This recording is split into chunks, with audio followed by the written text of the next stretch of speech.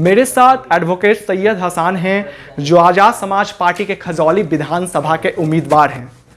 हसन साहब, ये बताइए किस तरह की तैयारी चल रही है आपके क्षेत्र में? पहले सबसे पहले मैं आपको खुशामदीद करता हूं, आप आएँ और मेरी बातों को आप सुनने के लिए आएँ, हमारे बीच है।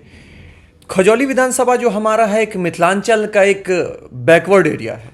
उसमें लगातार लोग जो युवा हैं हमारे, उनकी सोच है एक बदलाव की।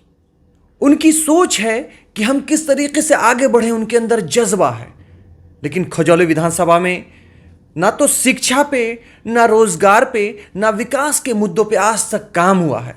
लगातार जितनी भी पॉलिटिकल पार्टीज वहां से आई हैं अभी तक है, जितने भी विधायक आए हैं, उन्होंने बस जुमलों की राजनीति की है। जिस तरीके से हमारे देश के प्रधानमंत्री नरेंद्र मोदी जी जुमलों की राजनीति करते हैं, उसी तरीके से हमारे जो है लोकल जो विधायक हैं वो भी जुमलों की राजनीति कर रहे हैं। अपने मैनिफेस्टो पे एक काम नहीं कर रहे हैं। तो हमारा जो है, हमारे जो हमने तैयारियां की हैं, वहां लगातार 2009 से हम छात्र राजनीति में हैं और एक्टिव छात्र राजनीति में हम हैं। अलीगढ़ मुस्लिम विश्वविद्यालय से मेरा एजुकेशन हुआ है, वहाँ हो या फिर अपने बिहार के अंदर हो, अपने ज़िले के अंदर हो, लगातार हम एक्टिविज्म में रहें और लोगों के लिए मेन हमारा फोकस है एजुकेशन।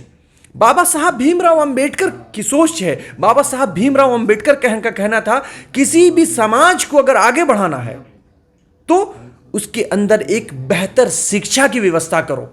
शिक्षा अगर बेहतर होगा तो समाज आगे बढ़ेगा, खुद ब खुद उनको रोजगार मिलेगा, उनकी सोच बढ़ेगी, आने वाला भविष्य देश का भी उज्जवल होगा, उनके घर का भी होगा और देश का नाम ऊंचा होगा, रोशन होगा। बिहार में ऐसी 5 समस्याएं आपको क्या दिखती है जो सरकार ये पूरा बिल्कुल भी नहीं कर पा रही, और आपकी भी पार्टी यहाँ पे नहीं है, तो जनता आप पे कैसे विश्वास करे? देखिए, सबसे पहले बिहार की जो समस्या है, बिहार के लोग, यहां एजुकेशन की सबसे बड़ी समस्या है। जो देश में, दुनिया में सबसे पहली यूनिवर्सिटी देने वाला बिहार, आज उसके अंदर एक विश्वविद्यालय नहीं है। पटना विश्वविद्यालय जो है यूनिवर्सिटी, जो स्टेट यूनिवर्सिटी है, उसको अभी तक केंद्र में कि गठबंधन की सरकार है, केंद्र में 2 पहिया सरकार है, 2 इंजन की सरकार है बिहार में, लेकिन नीतीश बाबू, हमारे सुशासन बाबू, अभी तक बिहार के अंदर एक सेंट्रल यूनिवर्सिटी नहीं लेके आ पाए। सबसे बड़ी समस्या है हमारे देश की, हमारे बिहार के अंदर, कि आज तक जो है ये नहीं हो पाया। हमारे बिहार की समस्या क्या है? लोग रोजगार के लिए परेशान हैं। रोजगार कहां? रोजगार के लिए प्लान करके जो है वो दिल्ली जाते हैं, मुंबई जाते हैं, कर्नाटका जाते हैं, साउथ जाते हैं, दिगर जो है दूसरे जो है राज्यों में जाते हैं। आखिर क्यों? बिहार की जो है जमीन जो है फसल उपजाऊ जमीन है, ये बड़ी जरखेज जमीन है, लेकिन आज तक जो यहां हमारी सरकार आई है, हुकूमत आई है, बेवकूफ बनाने का काम किया है लोगों को। तो समस्या रोजगार की है। आप अगर एक समस्या के तौर पे अगर लेंगे तो लगातार बिहार में इंडस्ट्रीज थी, चीनी मिल की फैक्ट्रीज थी, दिगर फैक्ट्रीज थे, लेकिन आज बिहार में आप उठा के देंगे तो चुन के एक भी शायद फैक्ट्री मिले, बहुत कम, ना के बराबर है। तो कहां से लोग आगे बढ़ेंगे? उनकी सोच कहां से आगे बढ़ेगी? आप है प्रमुख मुद्दे आपके क्या होंगे जो आप जनता के बीच जाएंगे लेकर? देखिए, प्रमुख मुद्दे, हम कोई एक तरीके से हम एक्टिविज्म में, सोशल एक्टिविज्म में रहे हैं, कोई पॉलिटिकल लोग पॉलिटिकल एक्टिविज्म में नहीं रहे ना। हम बनाने की बात है और जो है जुमले की बात करते हैं, ऐसी हमारी सोच नहीं है। युवा सोच है और जहन है। हमारा सबसे बड़ा मुद्दा, हमने सबसे पहले आपको कह दिया, एजुकेशन, शिक्षा। हमारे लोग हैं, हम जब पावर में आएंगे, हम सत्ता में आएंगे या हमारे लोग विधायक बनेंगे, तो हमारा सबसे पहला काम होगा युवाओं को बेदार करना, उनको जागरूक करना। जागरूक कैसे होंगे युवा हमारे? उनकी सोच कैसे बढ़ेगी? जब उनके पास एजुकेशन होगा। जिस विधानसभा से मैं आता हूं, वहां सिर्फ पूरे विधानसभा के अंदर एक महाविद्यालय है जहां ग्रेजुएशन की पढ़ाई होती है, ग्रेजुएट होते हैं लोग हैं, डीबी कॉलेज। लेकिन आज तक उस डीबी कॉलेज में 2005 में नोटिस जारी किया गया था वीसी द्वारा कि यहां इग्नू का केंद्र खुलेगा, बीएड की पढ़ाई शुरू होगी। हम लोगों ने थोड़ा सा हंगामा भी किया, लोगों पे जो है लोकतांत्रिक ढंग से जो है हम लोगों ने फ्रीडम ऑफ एक्सप्रेशन का सहारा लेते हुए हम लोगों ने प्रदर्शन भी किया। लेकिन कहां है अभी तक खुल पाया वहां इग्नू का केंद्र और बीएड कहां शुरू हो पाया?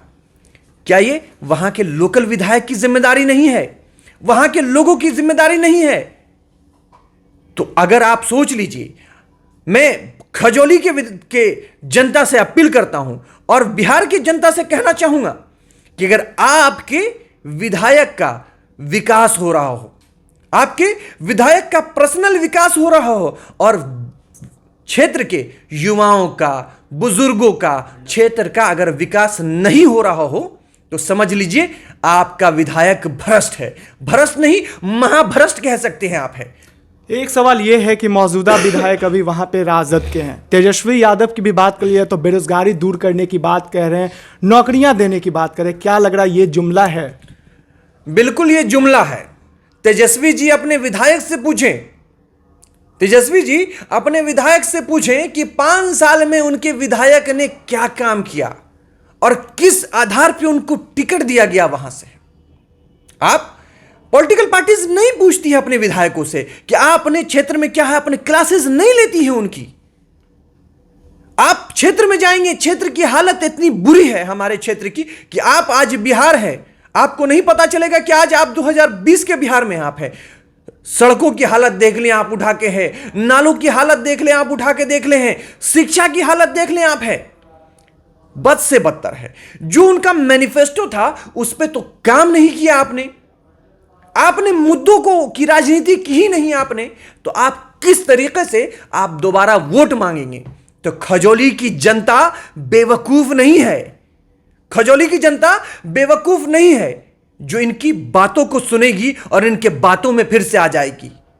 युवा की सोच बदली है और ये एक बदलाव चाहते हैं, एक बेहतर बदलाव चाहते हैं।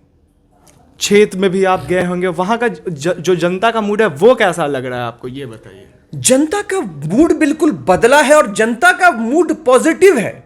वो चाहते हैं एक युवा नेतृत्व आए बीच में, हमारे बीच में, जो उनकी बात कर सके, जो उनके हक की बात कर सके, उनके बच्चों को अच्छी जो है नॉलेज दे सके, उनका काउंसलिंग कर सके, जो उनके हमदर्द दुख दर्द में शामिल हो।